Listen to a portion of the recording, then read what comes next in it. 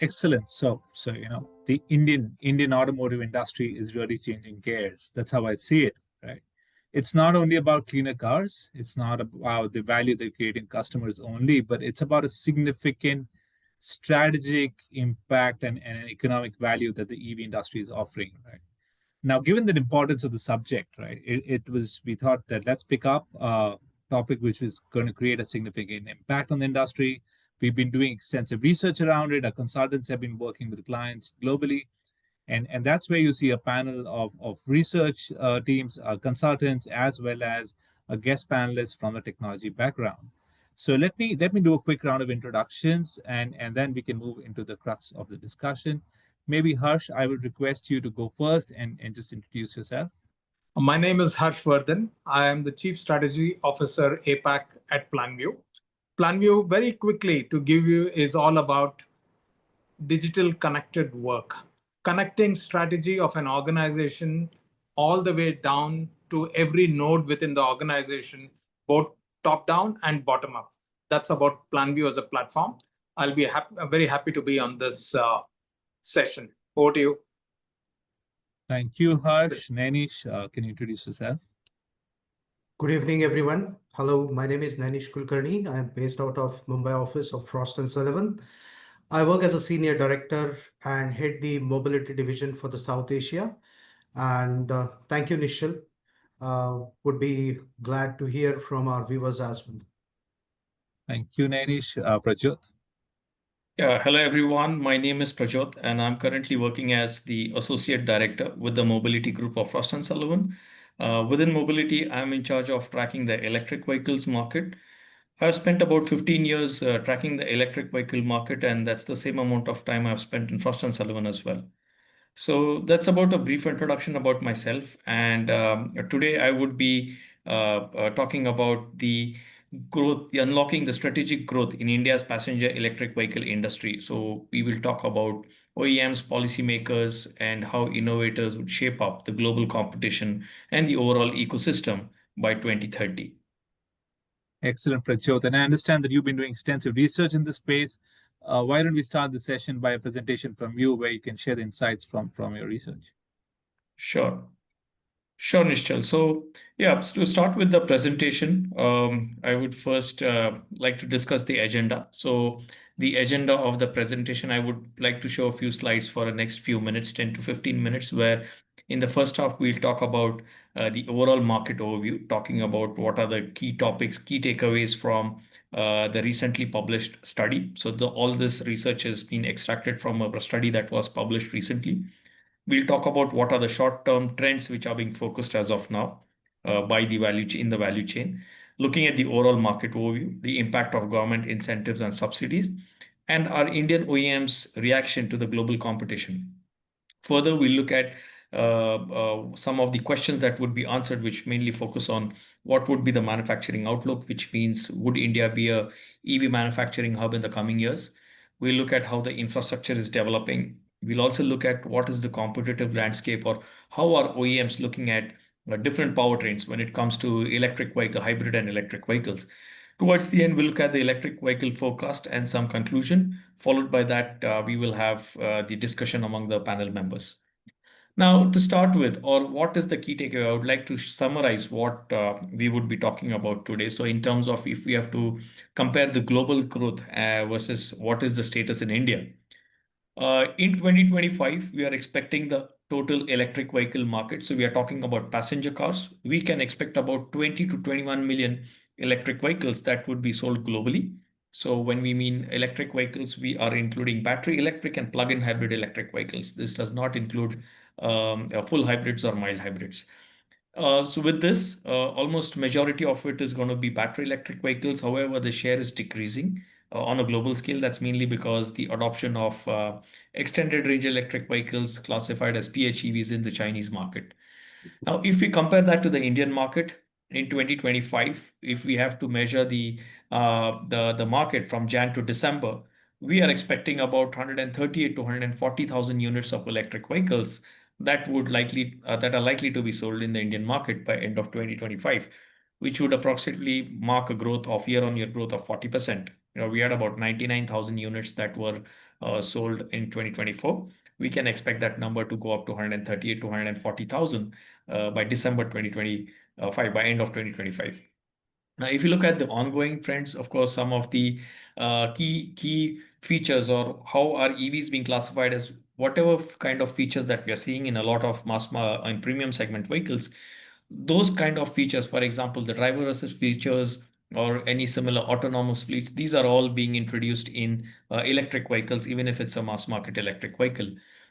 In terms of the second trend, a lot of OEMs had put 2025 as a milestone year for them to meet a lot of electrification goals. And of course, it was too optimistic for the OEMs to announce it a few years back. But if we look at the reality check for 2025, most of the OEMs have not met their milestones. So it is necessary for the automakers to again adjust their strategies based on the ongoing current market conditions. So I think that would be another way to look at it when we look at what are the developments happening on the OEM side. On the regulatory side, of course, we have seen incentive schemes that have helped the overall electric vehicle market to transform, right from starting from direct consumer incentives to right now currently supporting the electric vehicle manufacturers and component manufacturers. Apart from that, the government support again is not just limited to passenger cars, but extended throughout the value chain, which includes electric two-wheelers, three-wheelers, electric buses, commercial vehicles, passenger cars, and all the manufacturers in the value chain, including the charging infrastructure operators. In the long term, if you look at 2030, 2031 scenario, we can expect the overall market, the Indian electric vehicle passenger car market, to be around 600 to 700,000 units by 2031. Again, there would be a very stiff competition between the current leaders as well, Tata Motors, Mahindra and Mahindra, MG, and we could see possible some new entrants as well towards the end of the decade by 2030. Of course, we would also see a lot of new business models that would be introduced here. Now, apart from that, there is a strong indication of introduction of PHEVs and EVs in the Indian market, and that is something that we are likely to see in the coming years. Now, talking about some of the short-term trends, if you have to talk about the short-term trend, it starts with the supply chain localization. Now, we all know there's a price, the market is very price sensitive, especially in India. So localization of components is one of the key factors which would directly result in or rather a benefit that would be passed on to the consumers. So supply chain localization is something that is on priority. Connected features, interoperable charging network, premium features in mass market electric vehicles, strategic collaborations, and advancement in battery technology. So these are the 6 key trends which are being focused in the short term. We could say in next 1 or 2 years, these are the 6 key areas which a lot of OEMs or the players in the value chain would be focusing on. So all the developments we could see here. Now, if we have to answer a few questions, what is the current market status and what we can expect in 2025? Like I said, in 2024, the total sales of electric vehicles from Jan to December reached about 99,000 units. 99.9% was battery electric vehicles, absolutely very just 0.1% for plug-in hybrids. In 2025, we are expecting the percentage split of BEV and PHEVs to be similar. But here we could expect a 40% year-on-year growth, where the year would finish at about 140,000 units, majority of it being battery electric vehicles. Now, the second half, we can see the top 5 OEMs. These are some of the obvious ones. Tata Motors is currently leading in the passenger car segment, followed by MG Motors, JSW, MG. If you look at the top selling models, Tata Punch, Tata Tiago. So basically in the top 5, it's 3 from Tata and 2 from MG. So this is what we saw in 2024. Now, apart from sales, now what are the key technologies or features that would be revolving around electric vehicles? So if we classify this into 3 time frames, in the short term, when we are looking at 24 to 26, we could see the transformation where adoption of LFP batteries. Right now, we see a lot of European OEMs, or globally, there is a debate between NMC, LFP, but now it's very clear that we could see in the Indian market would follow the LFP way. So majority of the Indian OEMs would go for LFP battery chemistry. And in terms of electronic architecture, we could see high voltage, 48-volt high voltage systems, which would again would make inroads for strong hybrid vehicles and mainly full and strong hybrid vehicles here.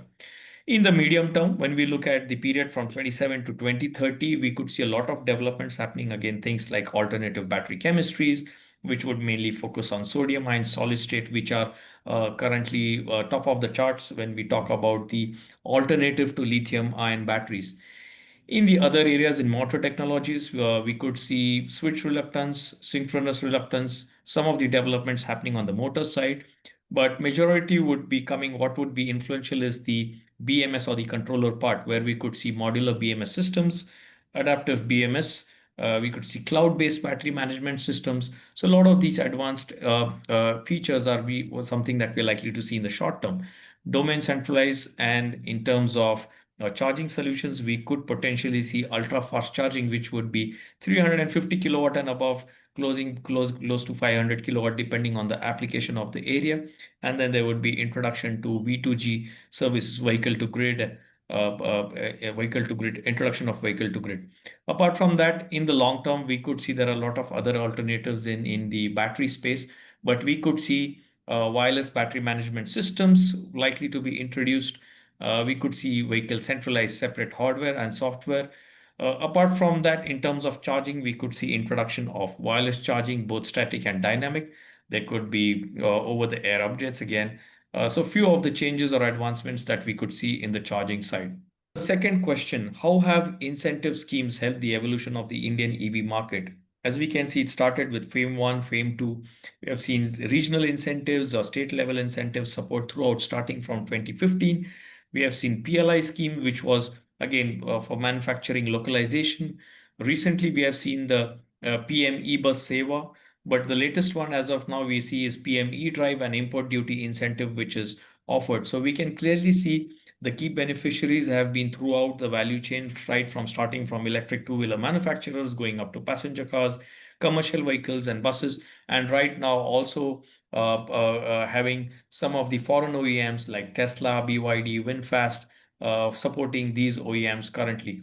But what is the expected impact that we see on this? One, it is manufacturing localization.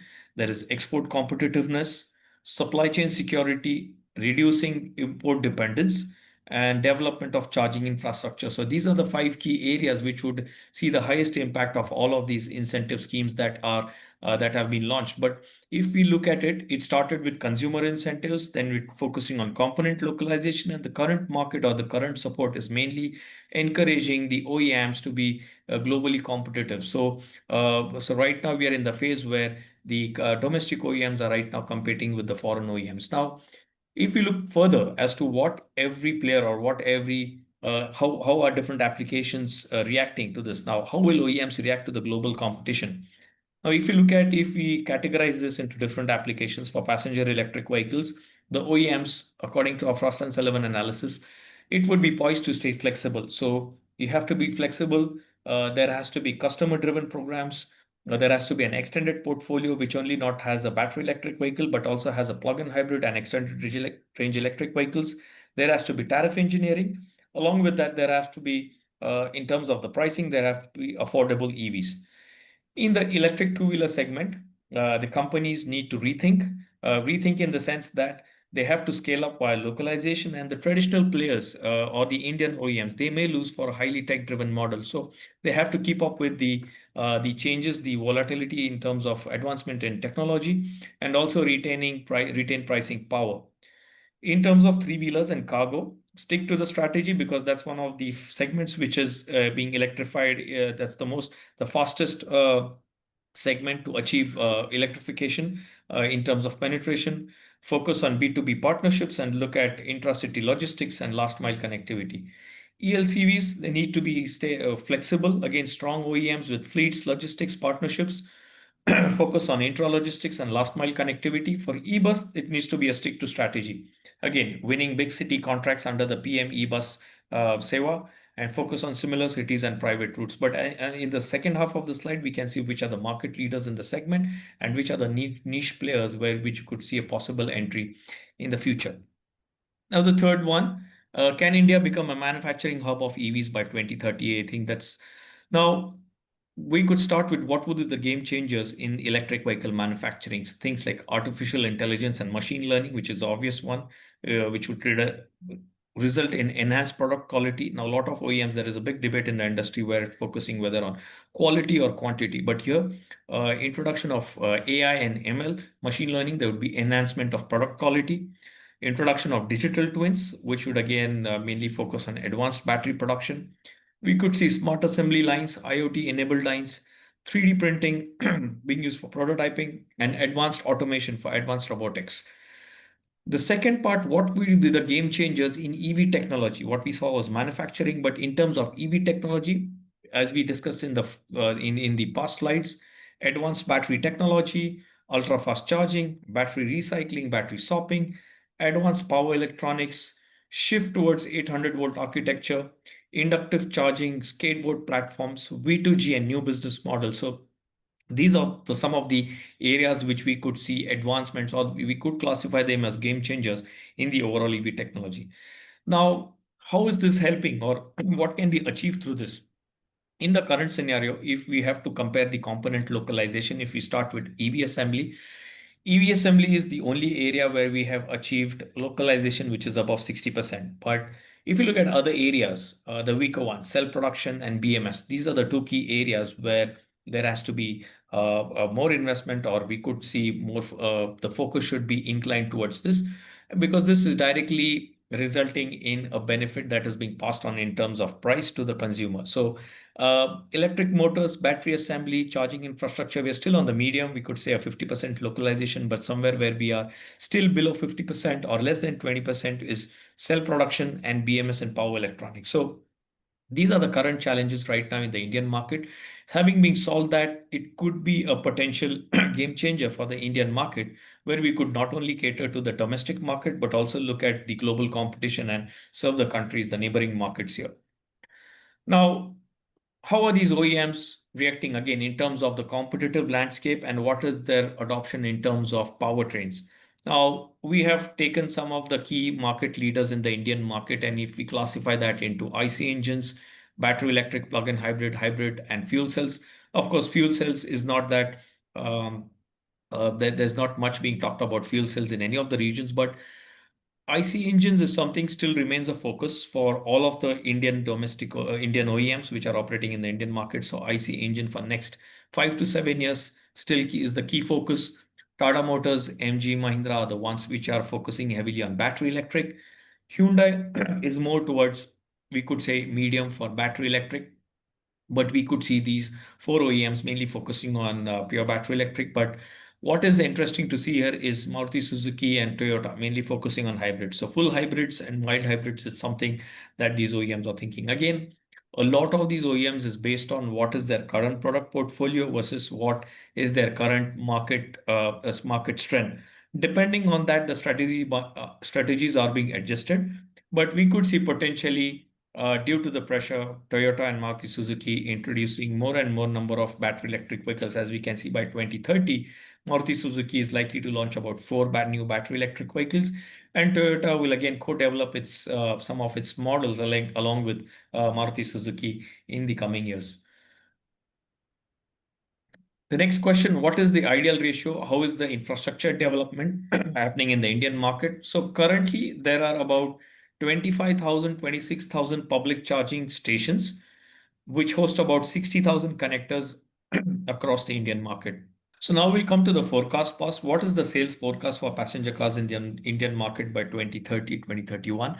So like I mentioned, in the Frost & Sullivan scenario, we are estimating the market to be anywhere between 600 to 700,000 electric vehicles. So again, it depends on a number of factors. This is a Jan to December analyzed number, but if we compare it to the fiscal years or fiscal numbers, we could see about 600 to 700,000 is the number that we are looking at in the long term until 2031. Now, with this, I would like to conclude the findings. OEMs, they would focus on collaboration with domestic auto components, manufacturers, battery pack manufacturers, power electronics. So these are some of the areas which would experience localization. The market will experience advancements that will ultimately drive innovations to achieve lower cost of vehicles. The market will still continue to depend on the imports, mainly the Chinese companies, mainly for battery technology. And import duty exemption on crucial battery components, again, it would be linked to the PLI scheme, and it would again drive domestic production capability to achieve higher localization along with domestic manufacturing and meeting this demand in the Indian market. I mean, that covered a lot of perspectives. But that brings me to a next big question, and Anish, maybe you could touch on it. Like, so with so much activity happening around the EV space and the ecosystem building up, in terms of the larger passenger vehicle market, right? How do you see the dynamics changing, given the EV ecosystem building up in India? Right. So, I would say that there are two predominant aspects which are linked to this.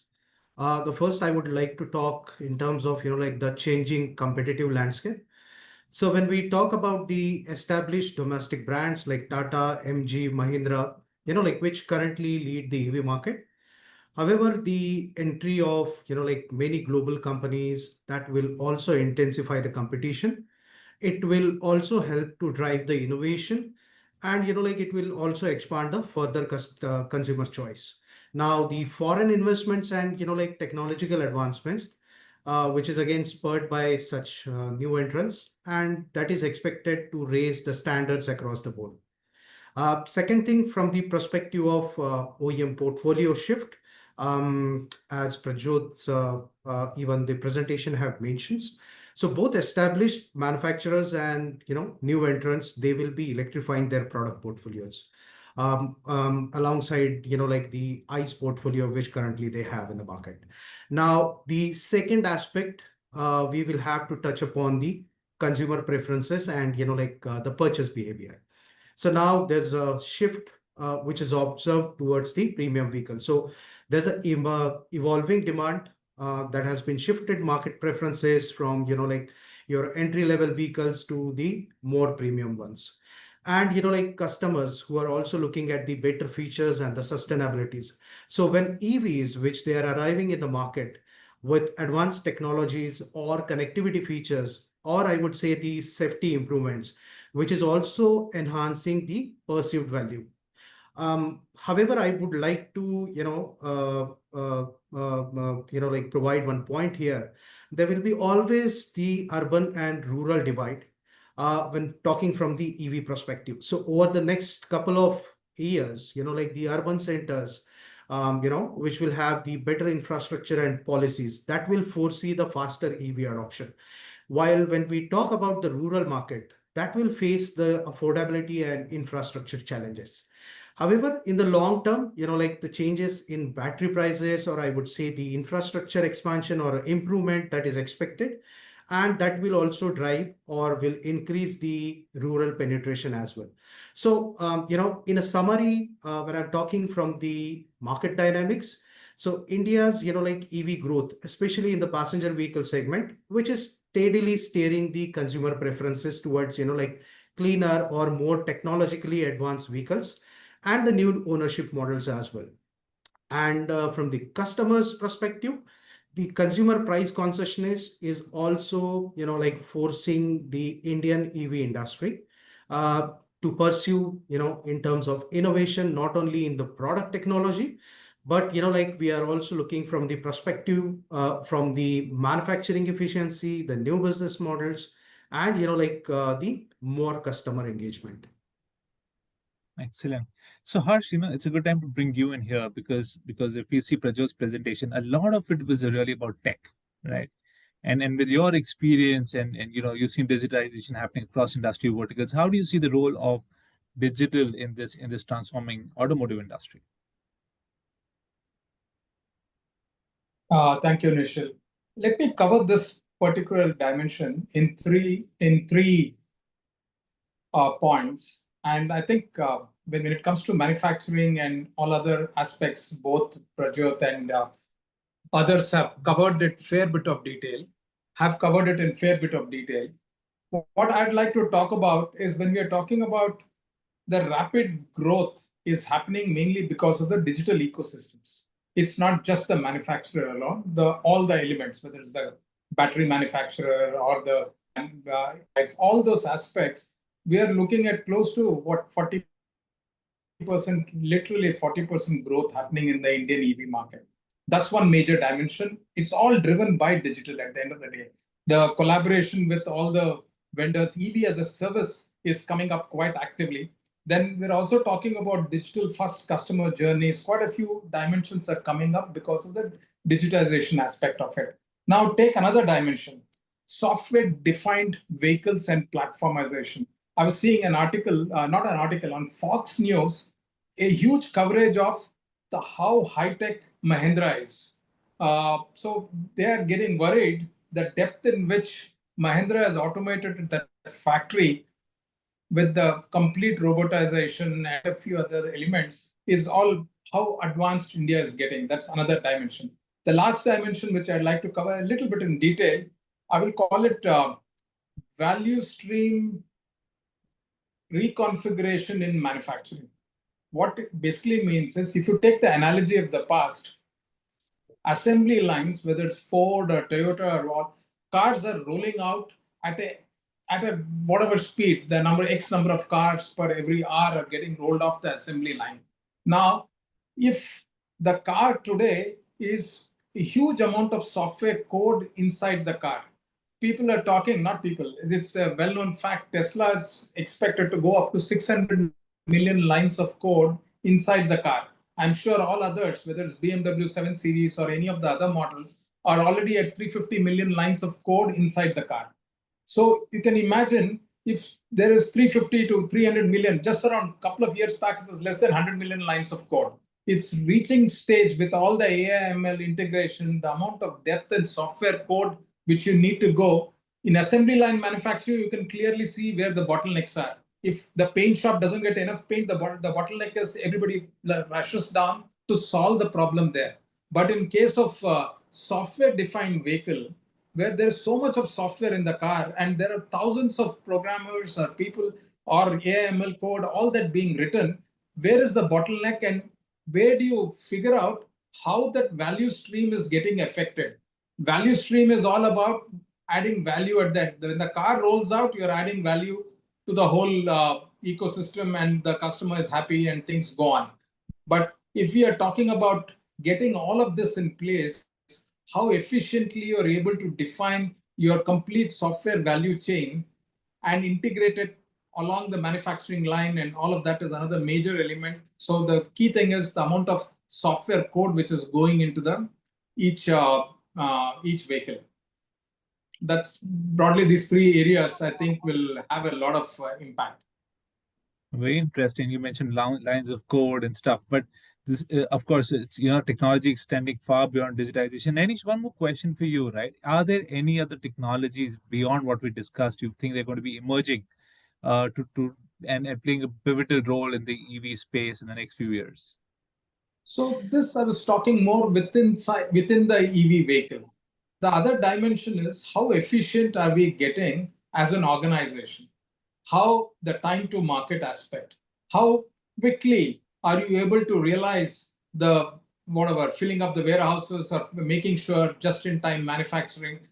Time to market is a very critical thing, right? The number of I've just got to know in Singapore alone, there are 37 brands of Chinese vehicles, auto vehicles here. The speed at which they're innovating, how every car, how quickly there are different models, how quickly are they coming up, whether it's EV scooters, time to market is one massive area. So in very lot of organizations, you can have a strategy at the top, but how is it executed across the organization in a very cohesive manner, top down and bottom up? Getting time to market right is a very critical element of it. Innovation all the way. People are talking about in the EV business, you need to innovate literally, I don't know, X number of models. I'm sure from Frost, you'll be able to throw up how much innovation, how much models are coming up. That's one part. Then the second part is unlocking capacity within the organization. How you're able to ensure you're running a very, very tight ship to ensure there is so much of competition now in the EV space. How do you make sure you're the most efficient? That's the second element. third element is there is a huge amount of overseeing by the regulatory bodies on the EV business. Because one small battery, something happens, everybody's breathing down. People don't realize petrol tank is much more dangerous. We are sitting on top of a petrol tank inside in a scooter. That's much more dangerous, but they believe there's a perception batteries are dangerous. There is a lot of regulatory oversight coming. And how do you manage all of this in a very efficient manner for a large enterprise is another major dimension. And those organizations are really investing in platforms and to manage this in a very data-driven manner. Over to you. Excellent points, Harsh. So yeah, we're talking about innovation and Anish, just one note from you, with innovation being the key. Any technologies that you foresee in the next short to medium term that's going to be playing a pivotal role as well?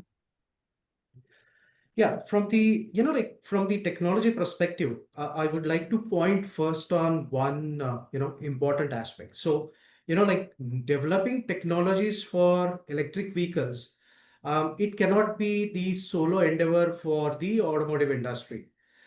This will also require them to work collaborative with like multiple partners, which will also include your tier one suppliers. Like there are many startups which are coming up. There would be electronic firms which will be like providing the hardware and hardwares for the EVs. Apart from that, like there are a lot many software enterprises and like academic research institutions also. Um, the second thing, main point here, as of today, like customers are not well versed with the advanced technologies for electric vehicles. So customers, like they will generally prefer the technologies that will revolve around battery life, range, and the charging time. However, from the OEM's perspective, when we are talking about the short to medium term technologies, yes, there is one thing that is that we will, like the I would say the industry will look into. One is your advanced battery technologies.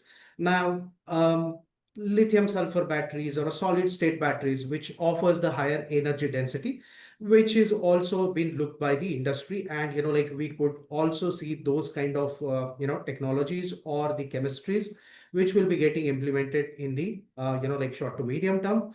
Then from the perspective of like the medium to long term, we will look into the kind of the advanced charging technologies like wireless charging, where like it will become a more widespread, allowing all your electric vehicles to charge or charge simply by parking over the induction pads.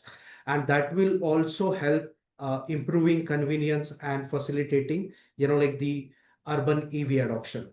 In a medium term, the government pushes also from the perspective of V2G. So V2G is basically vehicle to grid integration, that we also called it as bidirectional charging technologies, which will again allow EVs to feed the store electricity back to the grid.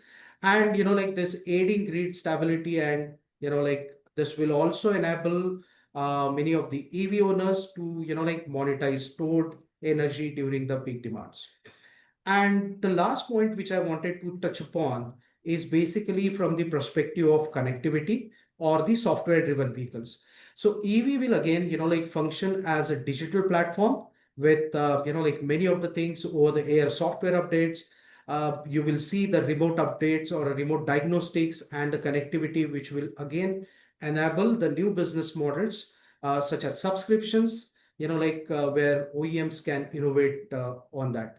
So along with this, like in short, this aligns well with, India's push towards electrification, which again, with an emphasis on, like high range infrastructure and the consumer technology expectations.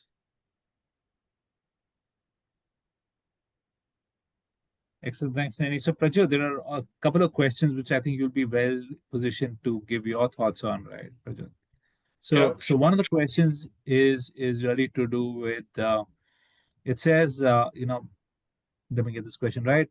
It says, how can India simultaneously maintain affordability, especially for middle and lower income consumers, when subsidies will reduce? So that's a good question. I think we're talking about EV across markets. So yeah. Yeah, I think if we talk about the affordability part, right now we see the majority of the subsidies or incentive schemes that are being offered from the government side is mainly towards component localization. Apart from that, we do see some of the new business models that are being involved, which may reduce the acquisition cost. For example, MG has already done it in one of its models, and we could see potential some of the new models joining the list. But again, that is more of the acquisition cost or what you immediately have to pay. So depending on, again, alternate technologies or development advancements happening mainly in the battery space. We have seen lithium now, LFP being on the forefront. But apart from that, localization would play the key factor here. So component localization, once we achieve the overall 60 to 70%, I think it will drive down the cost. Apart from that, obvious things like volumes will increase. But even other things like reduced dependence on, we see components coming in from China, developments happening domestically, even in terms of electronics, the BMS systems. I think all of this, the evolution of all the technologies here would mainly, we could say, would classify towards passing on the benefit to the buyer in terms of affordability. I think, Nainish, I would also encourage you to give your thoughts on this. Yeah, so like as of today, when we talk from the subsidy point of view, like even the government, like will, like there will be no more subsidies. I believe that like over the time, as technology becomes more affordable, domestic manufacturing which scales up, and companies will innovative on the cost of and the product offering. So both policymakers and industry leaders, like who remains the optimistic about the long term in EV mobility transition. I believe that like once the manufacturers, they will achieve the mass market kind of a production. I believe like the automatically the cost element will come down and EVs will become more affordable. Of course, there is a like more from the competition side as well. So it will push OEMs to like compete in the market where like they will have the products to offer from low to high range. Right. So I know we're running almost out of time, but there are a couple of questions. Let's see if somebody wants to pick it up. One is, maybe this is Prajot, you or Nanish. It's how do OEM tackle with rare earth magnet shortage, leading to complete shutdown in plants? Do you think you're in a position to answer this right now, or do you want to take that offline? Yeah, I think I'll give you a quick overview on this. I mean, if you look at the rare earth material, now there are a lot of technologies, like which are emerging in terms of, say, example in a motor technologies. So we have a SPM motors or sync RM motors, or like axle fluence motors. So many of the OEMs who are looking from the sustainability point of view, they are basically in the stage of like in the stage of, I would say, experimenting such kind of a rare earth kind of a material, and from there they're also implementing those into the final product as well. Okay. Okay. There's a question on agentic AI, and I don't know, Harsh, if you want to give your thoughts on this, right? Its question is, what are the use cases for agentic AI in automotive value chain? Right. I can give a background to this, right? And I was speaking on agentic AI earlier this afternoon as well, because the whole promise of agentic AI is goal oriented, right? You're not really coding beyond a point. You're giving it a set of goals, and with minimal human intervention and greater autonomy, you're really using AI to drive outcomes. But it's a good question of how do we see agentic AI in automotive? Any initial thoughts, Harsh? So there are two dimensions to this again. One dimension is how efficient is the coding.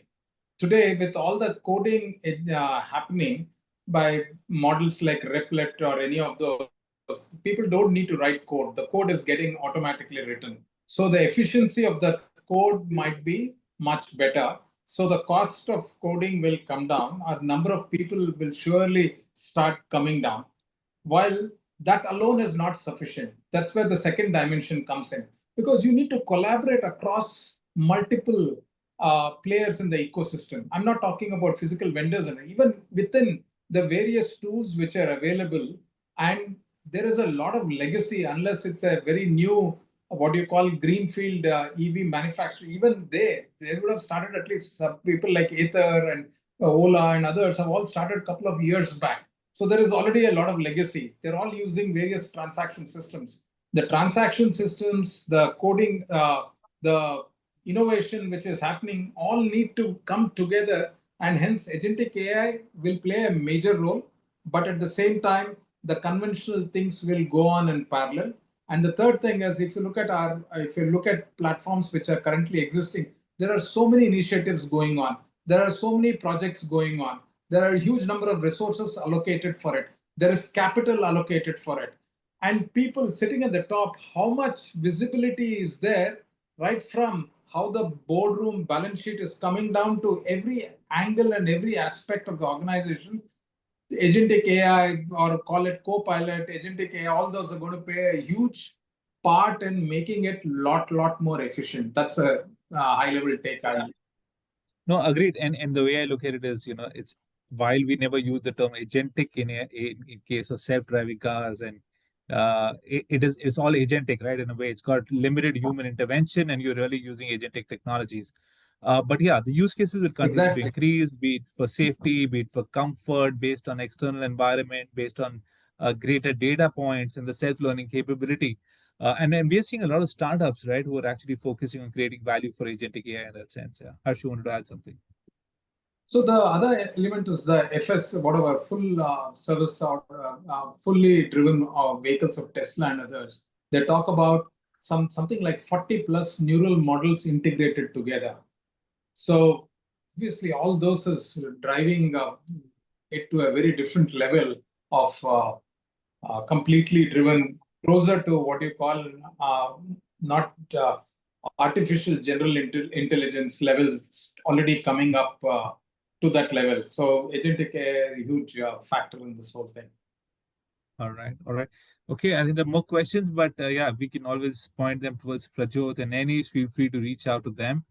Hirota, I just wanted to thank all the participants for joining in and who are going to see it on demand as well.